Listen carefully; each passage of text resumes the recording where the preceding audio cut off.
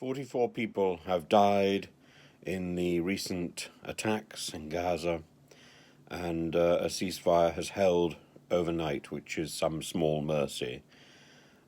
I think it's so important that we find a solution to the crisis in Israel and Palestine. It is equally so important that there is peace in the Middle East, but peace cannot be effected without talking and without proper respect for one another. This peace was brokered, the latest ceasefire was brokered by Egypt and seems to have been pressed forward because of the humanitarian crisis of a lack of fuel for the hospitals in Gaza. That is unprincipled, and we need to make sure that hospitals are properly functioning, and that civilians from whichever side are able to access proper health care.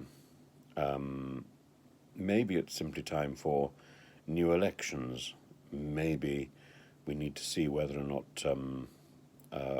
there is any future in the ballot box. But the present situation cannot continue. If one looks at the Israeli state, this is a celebration of a major positive, really. A country which emerged in 1948 against all the odds and has survived, and is a beacon of hope for Jews from all over the world who can see a homeland with a right to return.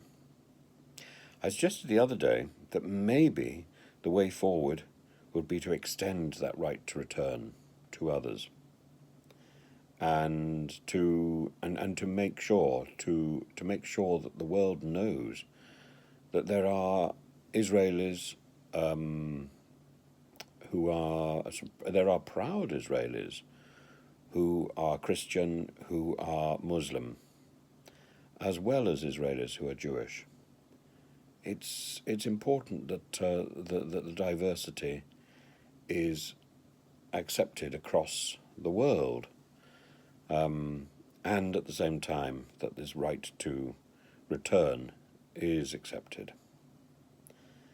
And we must recognize the humanitarian dimension of this conflict and the need for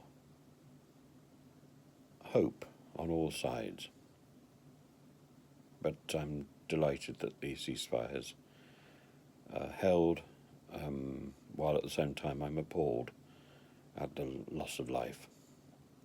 And a lot of this goes back to an arrest which was made a few days ago by the Israelis of one of the leaders of the Palestinian Islamic Jihad, the PIJ.